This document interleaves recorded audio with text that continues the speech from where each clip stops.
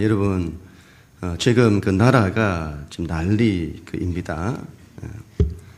그 정치는 그 블랙홀이라는 그 말이 있습니다. 모든 걸 다 빨아들인다는 거죠.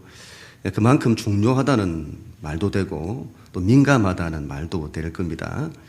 그래서 그런지 이런 모임에서 하지 말아야 할 이야기 중 하나가 정치 이야기라고도 합니다.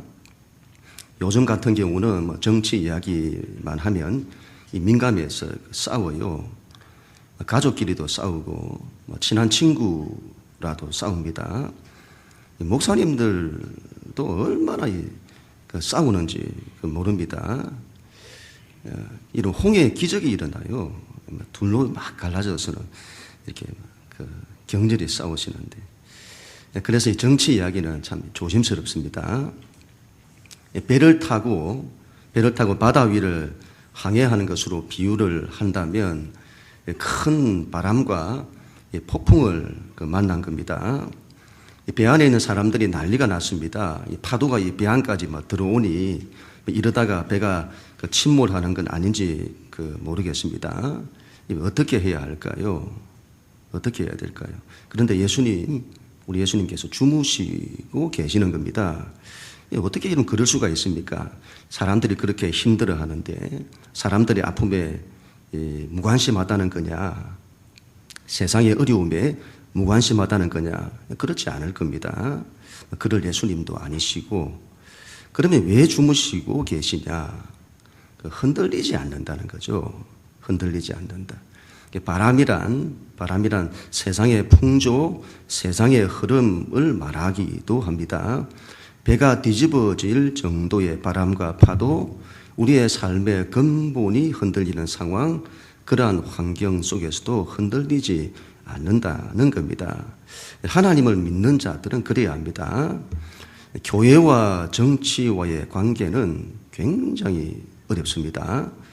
정교 분리냐, 정치 참여냐 등의 문제, 하나님 나라와 세상 나라의 관계, 이런 점들은 다음에 나눌 기회가 있을 겁니다. 여기에 대한 예수님의 유명한 말씀이 있죠. 가이사의 것은 가이사에게 돌리고 하나님의 것은 하나님께 돌리라. 예수님의 세상 나라와 정치에 대한 입장입니다. 굉장히 중요한 말씀인데 그건 그때 가서 나누도록 하겠습니다. 지금은 한국 교회가 나라를 위해서 간절히 기도해야 할 때인 줄로 믿습니다. 그 일의 마음을 같이 했으면 합니다. 또한 오늘 말씀 본문이 하필 시대입니다. 지금 시대도 시대인 만큼 오늘은 이 점을 좀 나누도록 하겠습니다. 우리는 지금 계속해서 예수님의 도피 생활에 대해서 함께 말씀을 나누고 있습니다. 예수님의 사역이 마지막 3년 차입니다. 예수님 사역이 절정에 이른다고 생각을 하시면 되겠습니다. 이때부터 정치 권력이 예수님을 주목합니다. 종교 권력도 본격적으로 예수님을 반대합니다. 이 블랙리스트 1호, 사정의 칼날이 예수님을 향해 오고 있습니다. 이때부터 예수님의 도피 생활이 시작이 되어집니다. 우리나라로 하면 경기도에 있다가 다른 도지사가 다스리는 강원도점으로 피신하기도 하고, 그것도 안 되자 다른 나라로 피신을 하십니다. 이곳저곳을 피신하시다가 오늘 다시 이스라엘 땅으로 돌아오십니다. 앞장인 15장 마지막 절에 보시면 마가단이라고 하는 지역으로 돌아왔다고 합니다. 갈릴리 바다 서편에 있는 막달라라는 지역으로 봅니다. 막달라 마리아라는 여자가 있죠. 막달라 출신의 마리아라는 말인데 물고기를 소금으로 절여서 매매하는 염장으로 유명한 그런 지역입니다. 오늘은 그 마가단에서 일어난 사건입니다. 1절 말씀 같이 읽습니다. 시작. 바리새인과 사두개인들이 와서 예수를 시험하여 하늘로부터 오는 표적 보이기를 청하니. 아멘. 바리새인들과 사두개인들이 예수님을 찾아왔다고 합니다.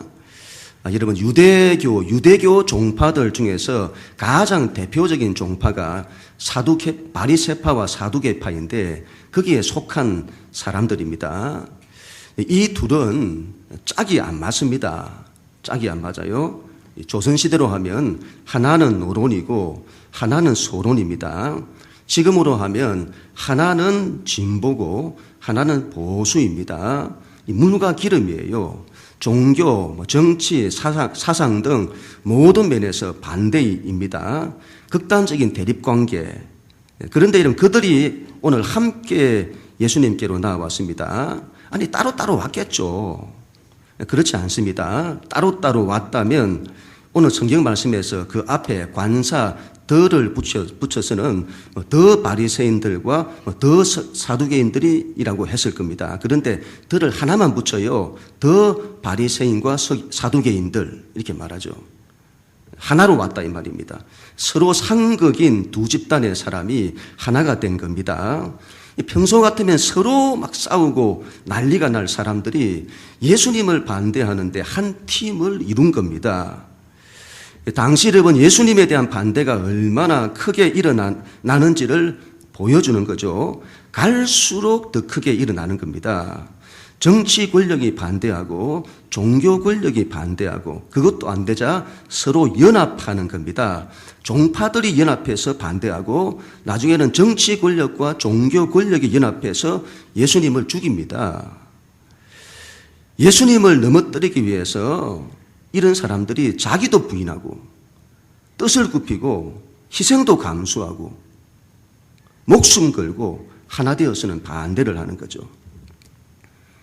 이런 우리 믿는 자들이 잘 믿으면 세상으로부터 인정을 받는다고요? 이런 그렇지 않습니다. 세상은 본래가 예수 믿는 자를 싫어합니다.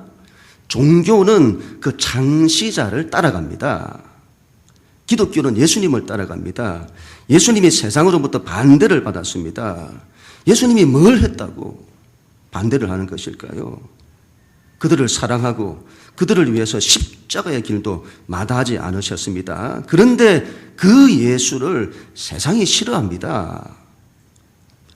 앞으로 기독교는 세상으로부터 더 많은 반대를 받을 겁니다. 갈수록 더 할 겁니다. 물리적인 반대만 반대가 아닙니다.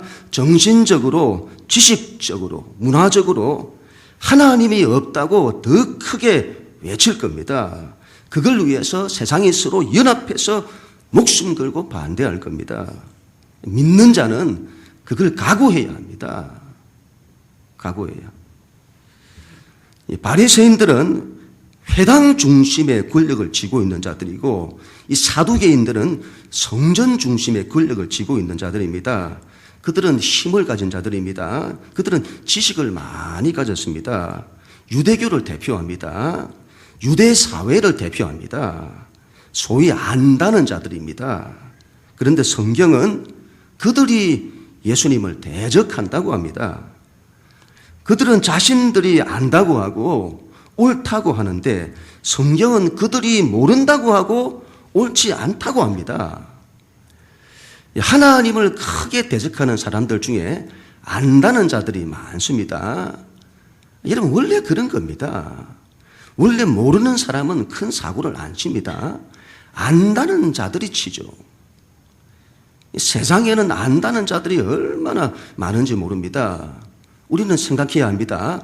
그들이 안다는 것이 진짜냐? 진짜 아는 거 맞냐? 혹시 모르는 것 아니냐? 전혀 모를 수 있습니다. 그래서 지식은 하나님 앞에서 겸손해야 합니다. 바리새인들과 사두개인들이 예수님을 시험했다고 합니다. 예수님께 대해서 알고 싶어서 찾아온 것이 아니라는 말이죠. 예수님을 넘어뜨리려고 찾아온 겁니다. 그들은 예수님이 어떤 분이신지에 관심이 없습니다. 그분의 말씀이 참인지 진리인지 관심이 없습니다. 그들의 목적은 오직 하나, 예수님을 넘어뜨리는 겁니다. 반대를 위한 반대. 이건 굉장히 조심을 해야 됩니다. 반대를 위한 반대.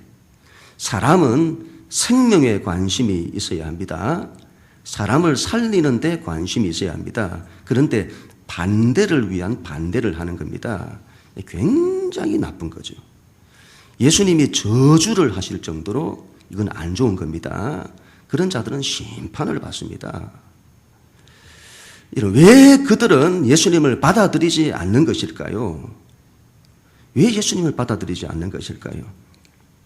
당시 유대 사회는 메시아를 간절히 대망했습니다. 시대가 시대이니만큼 그럴만 합니다. 로마의 압제하에서 백성들이 신음하고 있습니다. 그들의 고통과 아픔은 이루 말할 수가 없는 겁니다. 그들은 정치적 메시아를 원했습니다.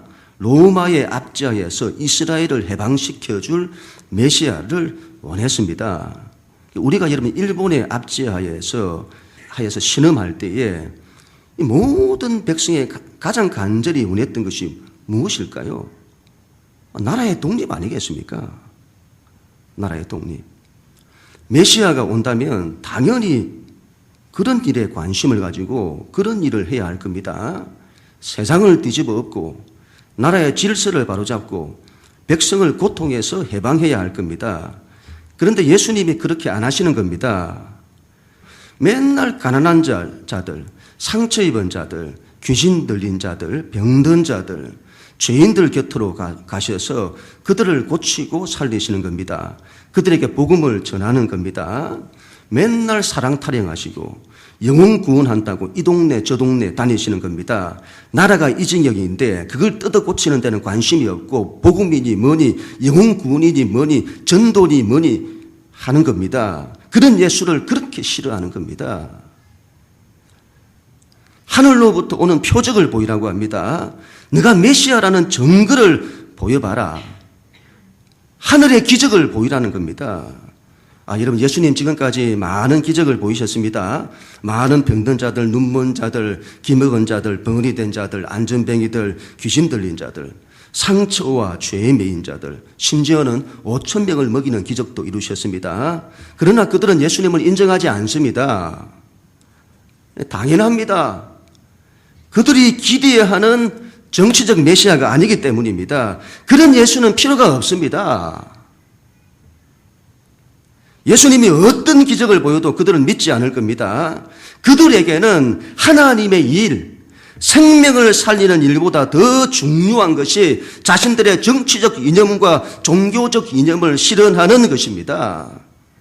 주의에 사로잡힌 자들 반드시 실족합니다.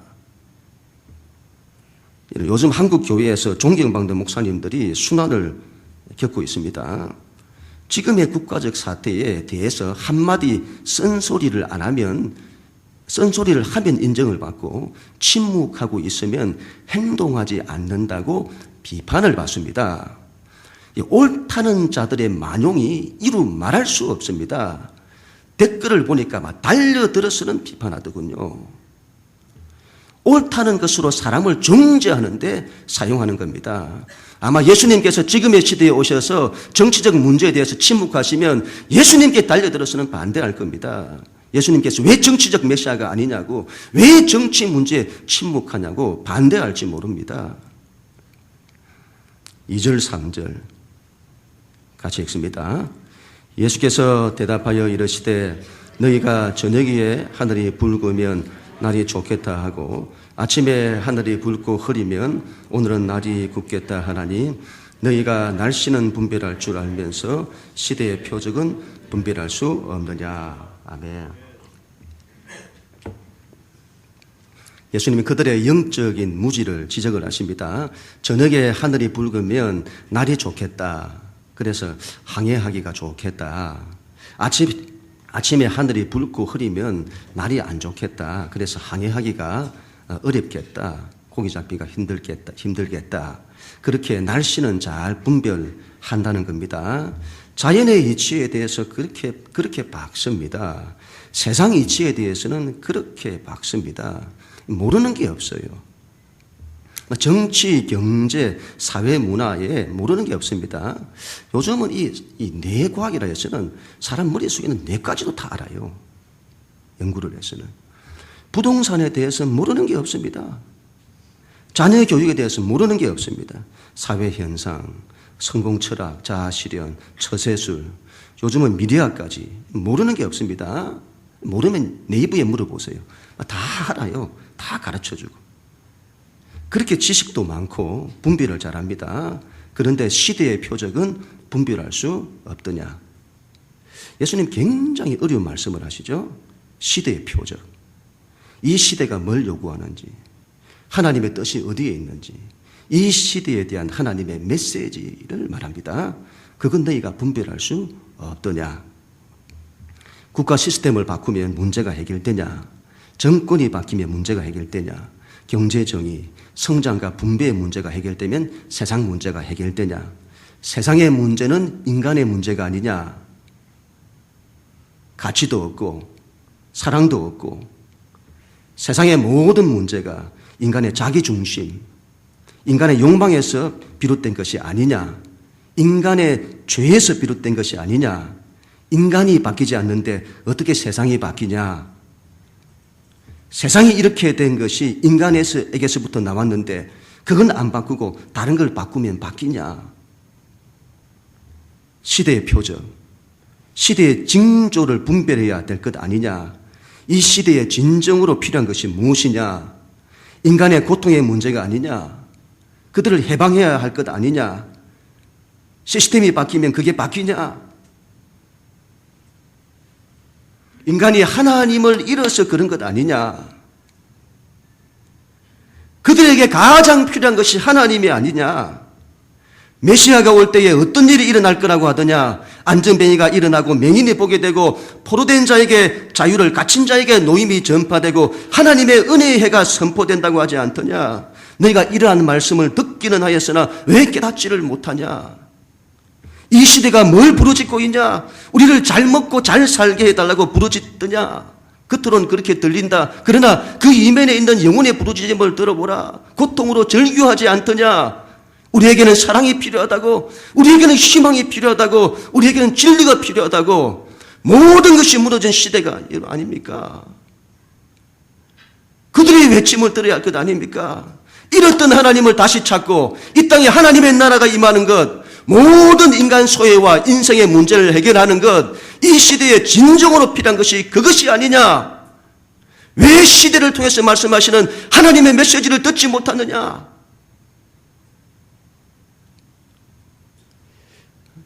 서동찬 이런 교수라고 하는 분의 글인데, 이분이 앞으로의 시대는 글로벌 가난 시대로 간다고 합니다. 전 지구적으로 가난에 시달린다고 합니다. 이러한 현상은 교회에도 심각한 문제를 가져다 준다고 합니다. 학생들이 대학에 들어가면서부터 학자금 대출부터 해서는 빚에 시달리고 그 빚을 해결하려고 직업을 가진다는 겁니다. 대학 캠퍼스에서도 이런 기독교 동아리 같은 곳에 들어가서는 활동하는 것, 요즘 이런 거 없다고 하죠. 안 한다죠. 돈 번다고 바빠서.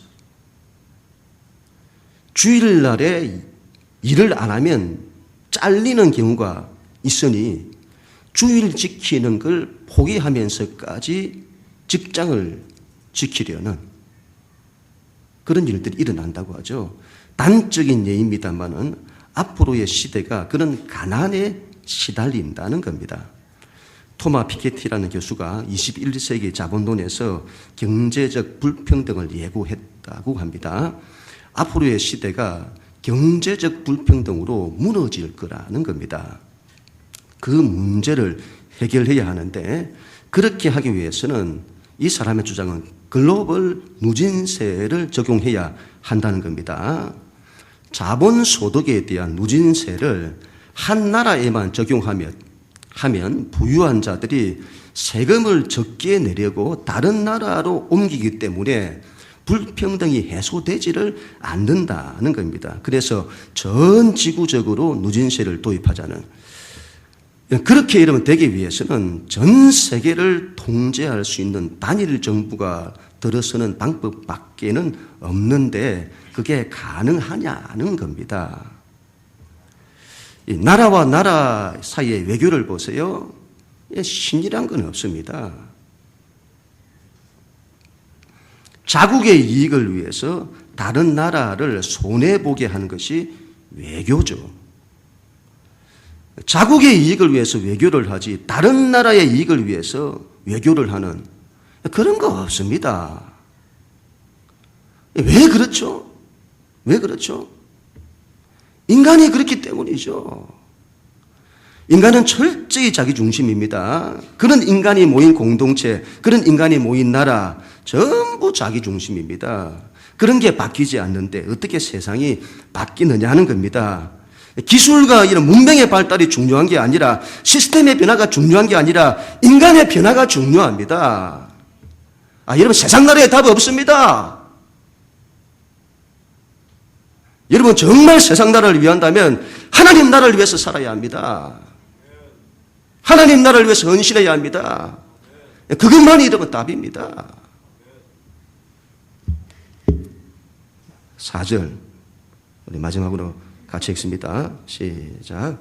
악하고 음란한 세대가 표적을 요구하나 요나의 표적밖에는 보여줄 표적이 없느니라 하시고 그들을 떠나 가시니라. 아멘. 악하고 음란한 세대가 표적을 요구한다. 당연하죠. 진리에 관심이 없는 세대. 그들은 예수님이 메시아냐 아니냐 그런 것에 관심 없습니다. 오로지 세상과 현실, 자신들의 욕망에 관심이 있습니다. 그들은 어떤 표적도 관심이 없습니다. 그들은 안 믿기로 작정했습니다. 어떤 증거를 보여도 믿지 않을 겁니다. 마가복음에서 보면 예수님께서 이런 자들에 대해서 마음속으로 깊이 탄식하셨다고 합니다. 가슴에 사무치시면서 너희가 어찌하여 그러냐고. 너희가 어찌하여 그러냐고. 이 시대가 어찌하여 그러냐고. 그리고 그 유명한 말씀을 하시죠. 내가 너희에게 보여줄 표적은 요나의 표적밖에는 없다. 이전에도 예수님께서 이 말씀을 하신 적이 있습니다. 오늘 또 반복을 하세요. 그만큼 중요한 말씀이겠죠. 예수님의 메시아 되심에 대해서 이해를 하는데 가장 중요한 표적이라는 겁니다. 요나의 표적. 하나님께서 이방인 아수르 제국의 수도인 니느웨 사람들을 구원하시려고 하는 겁니다. 당시 세상 나라를 대표하는 아수르와 그 수도, 세상의 중심을 말하죠. 중심에 있는 사람들. 세상을 구원하신다는 겁니다. 그 일에 요나가 보냄을 받는데 이 요나가 물고기 뱃속에 들어가 사흘 동안 죽은 상태에 있게 됩니다. 그리고 다시 살아나 니느웨 백성에게 복음을 전하여 그들이 다 살게 되는 거죠. 이걸 두고 요나의 표적이라고 합니다. 하나님께서 온 세상을 살리려고 하십니다. 하나님의 역사의 꿈과 목적이죠. 이걸 구원이라고 합니다. 인간을 다 살리는 것. 이 일을 위해 예수님께서 십자가의 길을 가십니다. 십자가에 죽으셨다가 사흘 만에 다시 부활하시는 겁니다. 이걸 복음이라고 하는데 이 복음으로 세상을 다 살리는 겁니다. 이걸 요나의 표적이라고 합니다. 이 시대에 가장 필요한 것이 무엇이냐? 시대의 표적. 이 시대를 통해 나타난 하나님의 메시지. 너희에게는 하나님이 필요하다. 너희에게는 하나님의 사랑이 필요하다. 너희에게는 하나님의 은혜가 필요하다. 너희에게는 희망이 필요하다. 옳고 틀린 걸로 세상을 바꿀 수 없다. 그랬다면 너희가 역사를 통해서 이미 이루었어야 한다. 너희에게 필요한 것은 하나님의 사랑이다. 옳은 걸 바로잡고 옳은 걸 지적하는 것으로 옳은 걸 만들어낼 수 없다. 옳은 것은 사랑과 희생으로만 만들어진다. 하나님의 사랑의 통치로만 가능하다. 그 사랑은 희생적인 사랑이어야 한다. 세상을 살리고자 자기를 버리고 낮아지는 십자가의 표적. 이것이 진정 하늘의 표적이다. 이게 능력 중에 능력이고 지혜 중에 지혜다. 사람과 세상을 살리는 유일한 길이다. 십자가. 요나의 표적이 가장 큰 능력입니다. 십자가가 이러면 가장 큰 능력입니다. 여기에 대한 믿음의 확신이 있어야 합니다. 이단들의 가장 큰 특징이 십자가가 없어요. 사이비들의 특징이죠. 십자가로 대표되는 사랑, 낮아짐, 섬김, 희생 그런 거 없습니다. 오로지 능력을 강조하고 힘을 강조하고 자신들만 구원받았다고 구별하고 사람을 사랑하고 희생하고 살리는 그런 데 관심이 없습니다.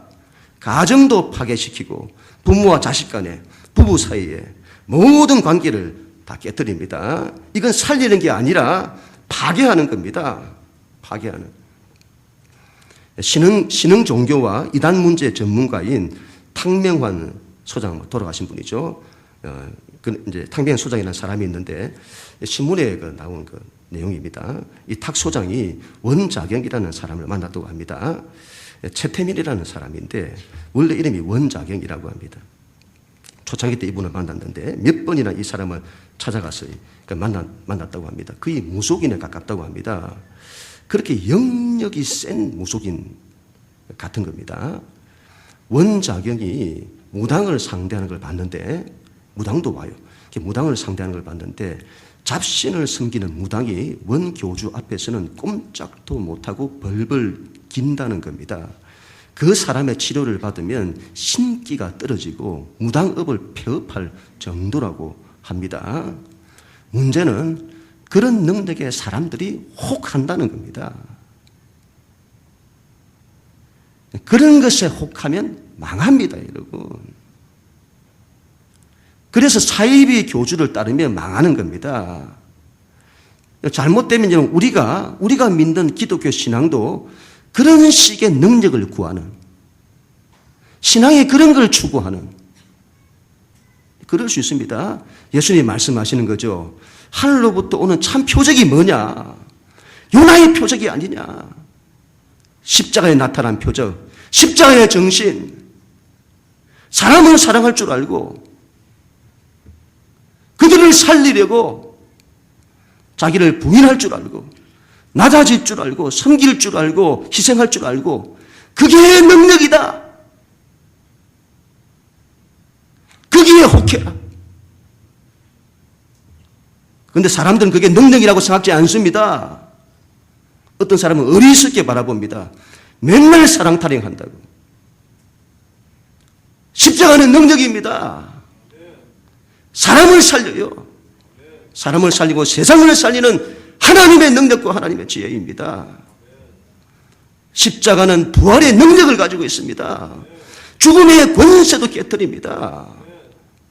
그 사람이 십자가 사랑을 붙들면 빛이 들어와요. 어둠이 떠나갑니다. 가정에 십자가 사랑이 있으면 빛이 들어와요. 가정이 살아요. 십자가는 모든 맨 것을 풀어 우리의 인생을 고쳐냅니다. 진정한 자유와 해방의 능력, 십자가. 여러분, 믿는 우리가 어디에 관심을 가져야 하느냐 하는 겁니다. 우리 예수님 그렇게 강조하시는 거죠. 요나의 표적이다. 너희가 어디에 관심을 두냐? 요나의 표적이다. 십자가 정신이다. 하나님을 사랑하고 사람을 사랑해야 한다. 사람을 살리려고 해야 한다. 그걸 위해서 너희는 낮아지고 섬기고 희생하는 거다. 그 일을 위해서 헌신하는 거다. 그 일을 기쁨으로 감당하는 거다. 이게 능력이다. 이게 능력이다. 이게 능력인 줄 알아야 되겠습니다. 이게 능력이라는 거예요. 이게 이루어지면 다 살아요. 다 살립니다. 이런 새생명 축제가 12월 25일에 있습니다. 교회는 하나님의 전도와 선교에 헌신해야 합니다. 한 영혼이라도 더 살리고자 마음을 다하고 뜻을 다하고 힘을 다해야 합니다. 이게 모든 것에 우선합니다. 가장 귀한 일이라는 것을 알아야 할 것입니다. 어린아이부터 장년에 이르기까지 모두 동참해야 되겠습니다. 저는 전도할 사람이 없는데요. 그렇게 말할지 모르겠습니다. 전도란 전도할 사람이 있어야 하는 게 아닙니다. 길이 열려야 할 것 아닙니까? 그런 사람들이 있어요. 그렇지 않습니다. 하나님의 일은 그렇게 하는 게 아닙니다. 믿음으로 순종하는 겁니다. 그랬더니 길이 열리는 거예요. 전도에 순종을 해보세요. 그러면 길이 열리는 겁니다. 사람들이 붙어요. 하나님이 사람을 보내셔요. 그들 곁으로 우리를 보내시고 구원할 사람이 보이기를 시작하는 겁니다. 행사 치르기 위해서 사람들 채우고 그렇게 안 했으면 합니다. 정말 영혼 사랑하는 마음으로 전도했으면 합니다. 사람을 살리고 세상을 살리는 가장 귀한 사역입니다. 어려운 시대일수록 하나님의 일에 집중하는 우리 모두가 될 수 있기를 바랍니다. 요나의 표적밖에는 없습니다. 그런 우리 모두가 다 될 수 있기를 주님의 이름으로 간절히 축원합니다.